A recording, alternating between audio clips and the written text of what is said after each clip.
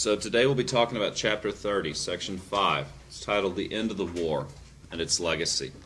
We'll be talking about President Nixon and how he hoped to give us peace with honor, meaning that he hoped to end the war in Vietnam while accomplishing the objectives that we had originally set forth. And thankfully, America's longest war came to an end. Now, this is no longer America's longest war. In fact, the Iraq War now has that distinction. Though this terrible tragedy that was the Vietnam War thankfully came to an end in 1973. And that's what we'll be talking about today. So, yesterday we talked all about 1968. The tragic assassination of Dr. King, as well as Robert Kennedy. The tumultuous Democratic primary and national convention, where riots took place outside of it. And now we have a new president, Richard Nixon. Like the previous presidents, the movement for peace was not going like the government had hoped. North Vietnam and the Viet Cong would not give up, ever. And they had demonstrated that through the millions of deaths. The National Security Advisor under Richard Nixon was Henry Kissinger. He worked on a new plan, one he hoped that would end our disastrous involvement in this prolonged conflict. The word quagmire was coined to describe an inescapable place. Now, Vietnamisation was the plan that Henry Kissinger came up with. And it was that as U.S. troops would withdraw, the South Vietnamese military would take the burden of stopping the insurgency and defending South Vietnam from the Viet Cong. The idea was that the South Vietnamese military would become self-sufficient and sustainable, and that the United States military would prepare the South Vietnamese military to do this. Nixon called it peace with honor. The idea that we could end our involvement, yet maintain our dignity. That South Vietnam could remain independent of communist rule, yet the United States troops could go home. In fact, Nixon ordered an expansion of the war, because in order to be able to leave Vietnam, we had to stop the supply line that was going to the insurgency. We had to break the Ho Chi Minh Trail. Well, the Ho Chi Minh Trail went through Laos and Cambodia to, quote, neutral countries to the west of Vietnam. And so we started bombing these countries, which weren't actually neutral, and we conducted multiple raids revealing Viet Cong hideouts in these two countries. These raids were a military success. They accomplished their objectives. They broke the supply line, and they infiltrated these hideouts. Unrest at home continued. Vietnam was the chief issue. Student demonstrations were increasing.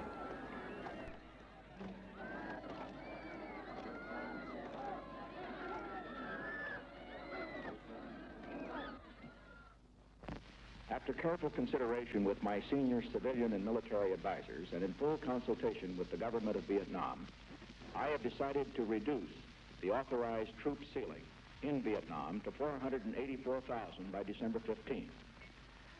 The first troops that returned from Vietnam were greeted by family and friends as they arrived in Seattle, Washington. In mid-December, President Nixon said 50,000 more troops would be withdrawn by April 15th of next year. This brought the total amount of troop withdrawal to 115,000 men. Generally, the pace of combat slowed. President Nixon ordered the end of search and destroy missions. and U.S. troops would respond only when attacked. The North Vietnamese had slowed down their infiltration and launched no new offenses. Though casualties were far lower than last year, death was still a very real thing when it happened.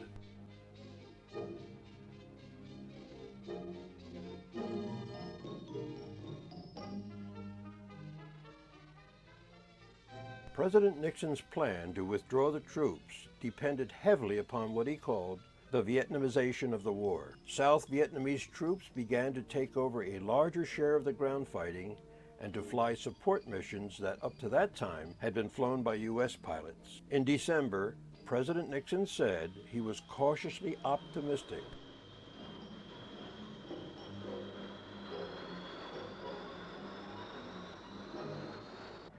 In August, the president took another trip, this time to Asia, to reassure leaders there that despite the troop withdrawal, the U.S. still is and will remain a Pacific power. He told President Marcos of the Philippines and other Asian allies that the U.S. will keep its treaty commitments, but will avoid sending ground forces to fight Asian battles. While in Vietnam, the president visited troops of the 1st Infantry Division.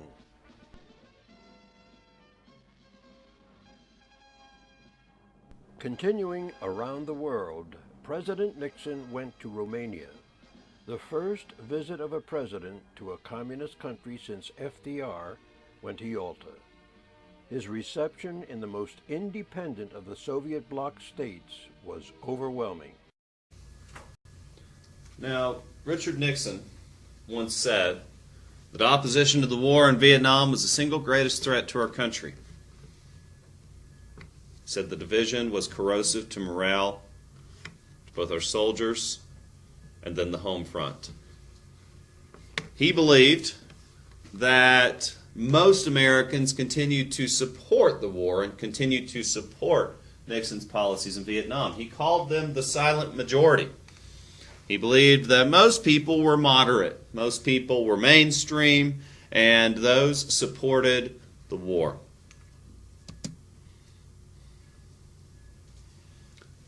Like we studied yesterday, when the news broke that a U.S. platoon had massacred civilians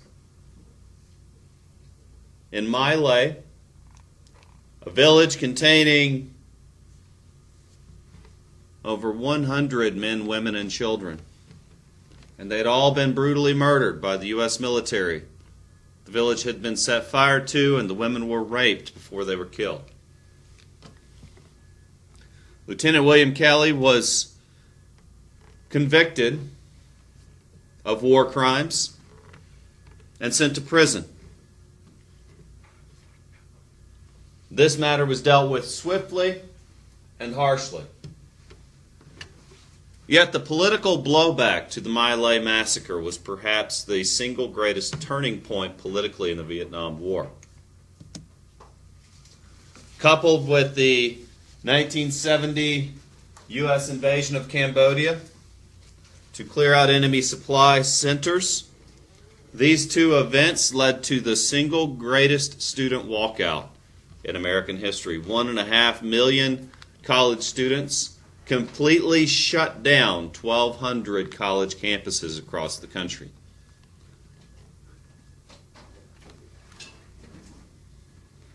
In protest of the My Lai massacre and the apparent expansion of the war 6 years after it was begun.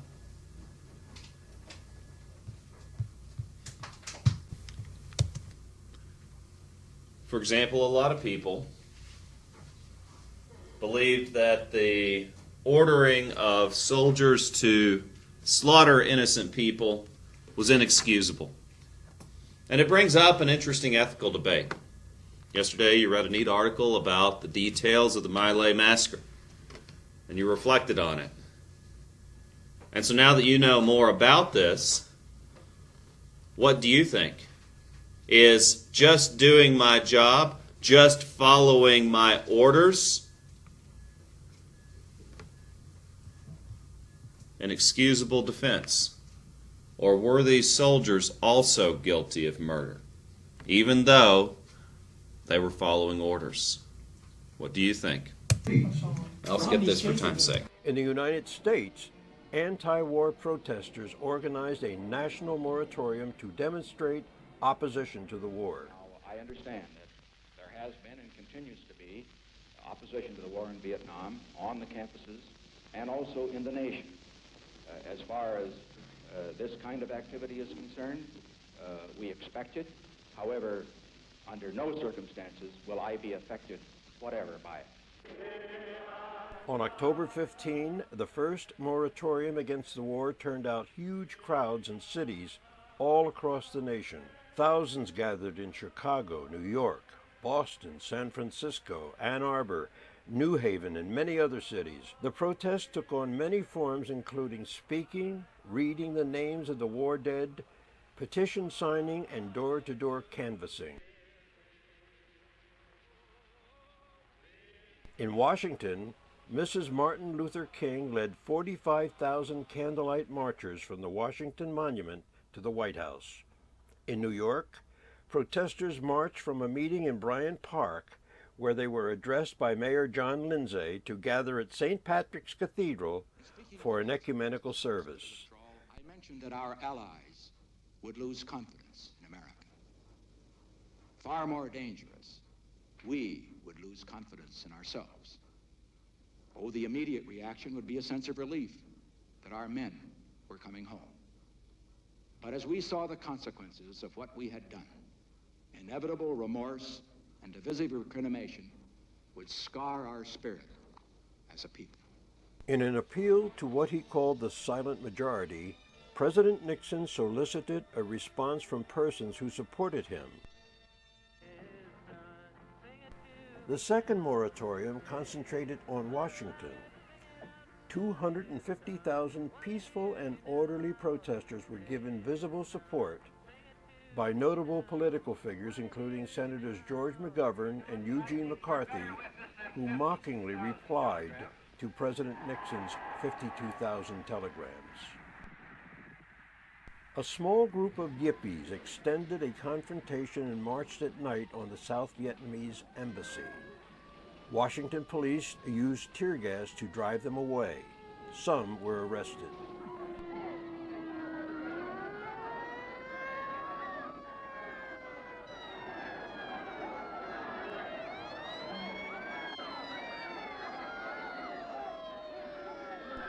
Attorney General John Mitchell characterized this incident as evidence of the violent nature of the moratorium protests. In November, Americans were shocked by a report of the massacre of South Vietnamese civilians in the village of My Lai by American troops. Captain Ernest L. Medina said he had not ordered a massacre or seen one. Lieutenant William A. Calley of Company C was charged with the murder of 110 persons. President Nixon said that it appeared that a massacre had taken place, but that it was an isolated incident. All right, so the next story I have to share with you is crazy as well. At Kent State University in Ohio, peaceful protesters, students, demonstrated on the campus for 3 days straight. The president of the university called the mayor and requested that these students be removed from the Commons area. The mayor called the National Guard. The National Guard was dispatched to Kent State University to remove these students from this university. Now, these 18-year-old National Guardsmen were given deadly firearms. They had M16s loaded with hollow point rounds, deadly ammunition. I'm going to show you the video. So again, if a picture's not convincing of excessive force, here's the video of the event. Now, what you'll also see in this video is a rather chaotic scene. In fact, when a hearing was conducted, and one was, these men had the right to testify and give their side of the story. The young men claimed that no one remembers who shot first. The officer claimed that he had not ordered his men to fire. Yet shots did occur, and 4 students were killed. Now, the same occurred on the campus of Mississippi State in Jackson. In response to this, hundreds of thousands of people began to rally in protest or support of the government.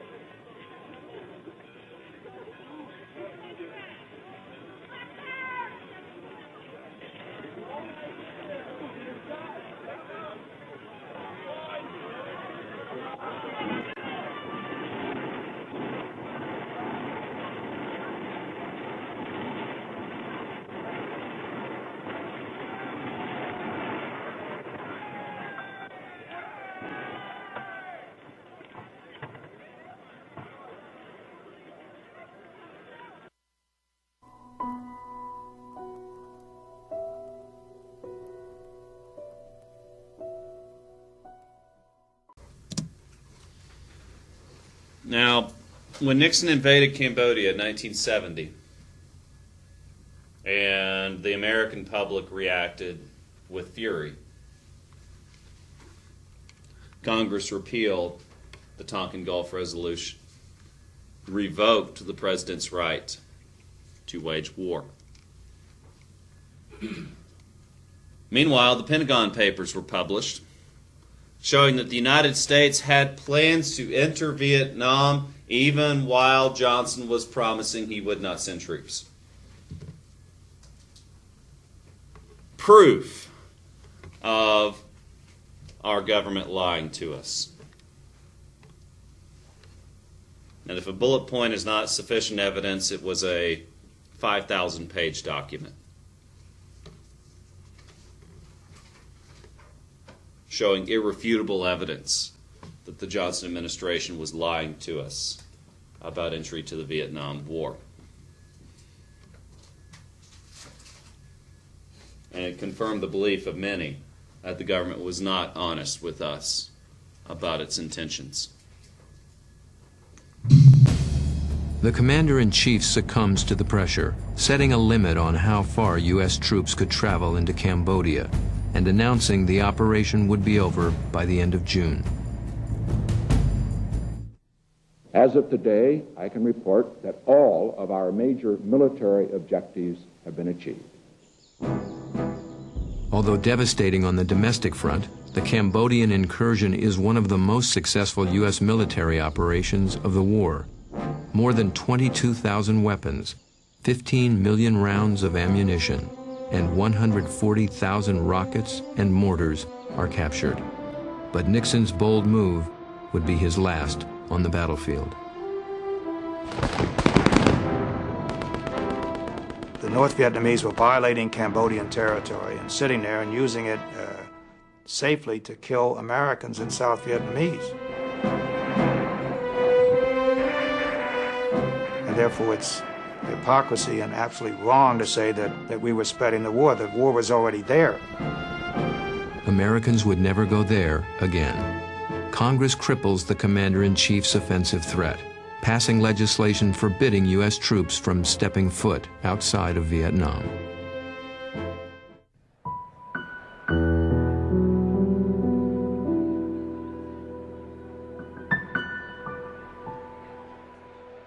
More than 200,000 men had been sent home, but on the basis of seniority, not by units or divisions.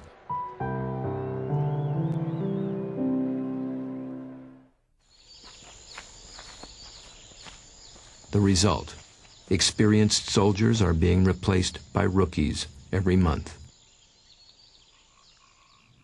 Nixon's Vietnamization is tearing his armed forces apart. There were things called fraggings in which people tried to kill their leaders, usually with a grenade. combat refusals, where soldiers declined orders to go into combat, and so on. We lost confidence in ourselves in the Army. We lost confidence, soldiers lost confidence in the leaders lost confidence in the management lost confidence in the national political authorities. So we had a serious situation. Daniel Ellsberg, ex-Pentagon employee, made history by leaking to the New York Times the Pentagon Papers. The problem becomes critical on the second front. Spring 1971. A former aide to Henry Kissinger, Daniel Ellsberg, releases the Pentagon Papers, 7,000 pages of Defense Department documents that confirm the claims of Vietnam's harshest critics. The government had been lying to the people. I viewed his release of those top secret documents as a treasonous act, and that he was an enemy of the state. And I use those terms because they were used at the time to describe what was happening. We set up a unit within the White House called the Special Investigations Unit, which later became known as the Plumbers. When the Supreme Court refuses to plug the Pentagon Papers leak, the Plumbers burglarize Ellsberg's psychiatrist office in an attempt to publicly discredit him. These same men would attempt to break into Democratic headquarters at Watergate 9 months later. The decision to go forward with the Plumbers operation in 1971 was the beginning of the end, and I will regret this for the rest of my life. Richard Nixon's honorable peace now seems as distant to most Americans as Vietnam itself. The commander-in-chief is caught in the crossfire of a war on two fronts.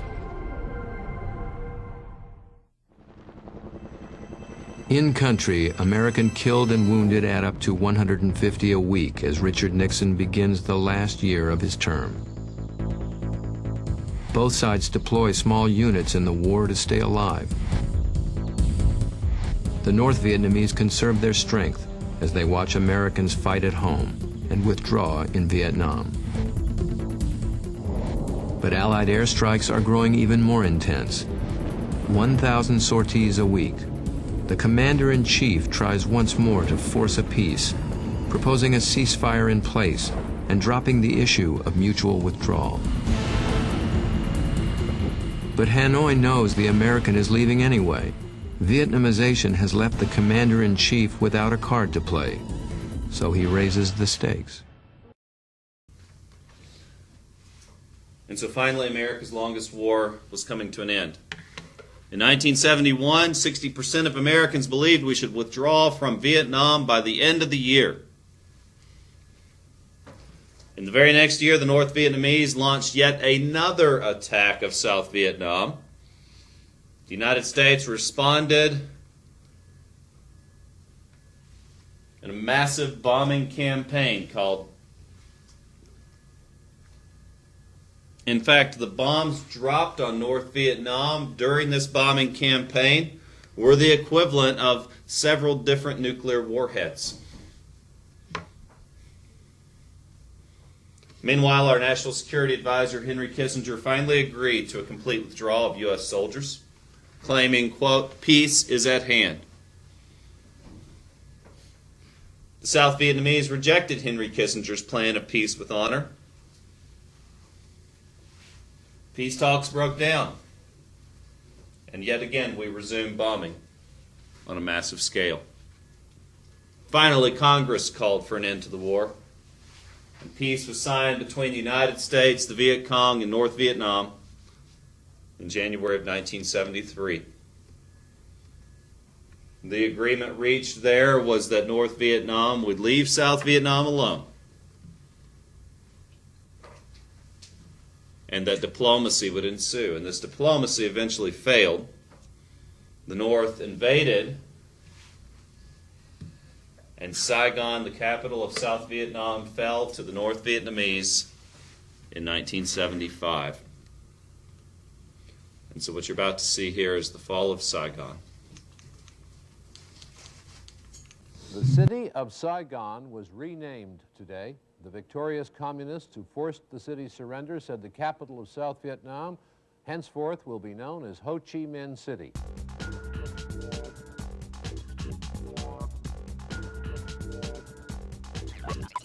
North Vietnamese and Viet Cong troops rolled into the city to the cheers of some Saigonese, but not to all.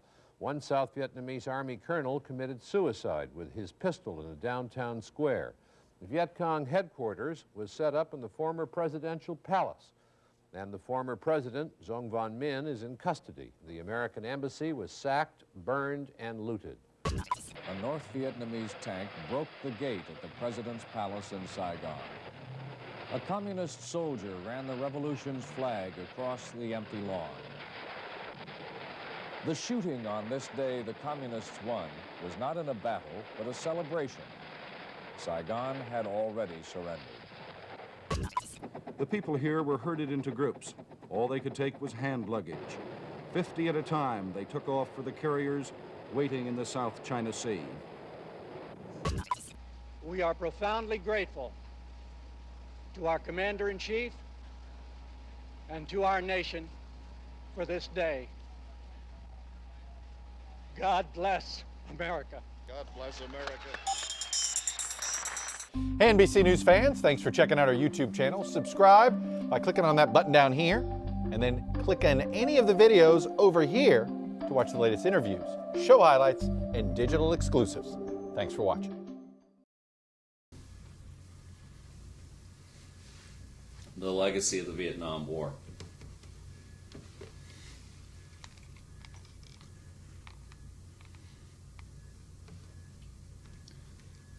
You know, I get emotional when I go to the Vietnam War Memorial. And I walk down and I run my hand along the wall, thinking of the soldiers who died in this conflict. Some of them were folks that my dad knew well, and that my uncle fought with. And though it was a generation before my time, I try to make it feel real. I try to think of people that I'm close with and people that I've known to have to serve and to be called into war even though they didn't want to. And sometimes it's hard to make a story feel real. And you have to use your imagination a bit. But I take comfort in the fact that it doesn't feel real, and that yet we don't have to relate to something like this in the way that the people of the 1960s and 70s did.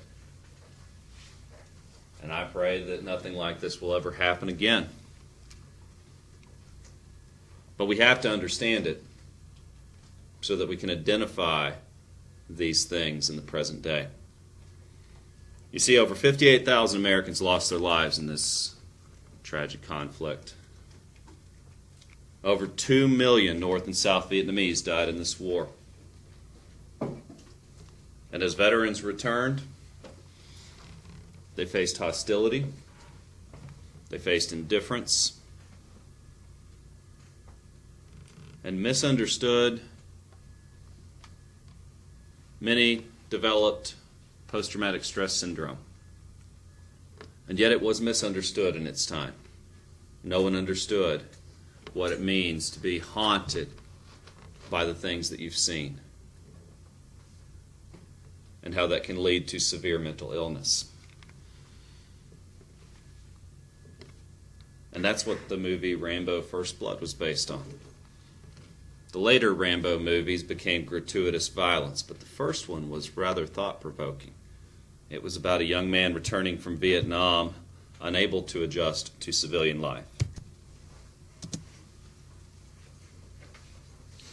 Meanwhile, the transition to communism in Southeast Asia. The communists put 400,000 South Vietnamese into labor camps. Over 1.5 million fled, many to the United States. I went to school with a number of children who were children of families who had fled Vietnam. Civil war broke out in Cambodia. Sadly, the domino theory proved true. The Khmer Rouge regime seized power. Under a dictator named Pol Pot, like Stalin, hoped to establish a, quote, communist utopia, but in order to do so, he killed anyone who expressed discontent, anyone who spoke against his absolute authority, and he used children to do it. Pol Pot is our third largest mass murderer in history, the dictator of Cambodia. He would raise children into the army, brainwashing them and teaching them that the murder of people was okay as long as they were following his orders. And a child has not yet learned to question authority. A child has not yet developed the critical thinking skills necessary to understand morality. They followed his orders without question. And his killing squads caused the murder of, some say, up to 3 million. But we don't know exactly. Thank you. Continuing the legacy of Vietnam, one positive was that the draft has been abolished. That forced conscription has not been used ever since. And yet we cannot be assured that forced conscription will never be used again. Though the draft was extremely unpopular, we must be vigilant. We must be concerned and active citizens to make sure that we don't engage ourselves in pointless wars that will lead to the forced deployment of our friends and loved ones. In 1973, Congress passed the War Powers Act, limiting the power of the President to wage war. Within 48 hours of sending soldiers anywhere, the President must inform Congress and the American people. President Obama was following this when he killed bin Laden because SEAL Team 6 was in country less than 48 hours. It was able to be conducted in secret. The President still has the power to make swift action, but he has the obligation by federal law to inform Congress within the appropriate time. The President may maintain troops in a country under executive order for no more than 90 days. Again, giving the President the authority to act quickly in response to a crisis, but the accountability to the American people. The war has led to cynicism about the government, because sadly it has been proven time and again that our political leaders cannot be trusted. And yet again, necessitating the need for a clear understanding of how our country works and how it's worked in the past. I hope I've done, if nothing else in this chapter, to convince you of your need to understand our history and understand our present. Because you will be taken advantage of if you're not.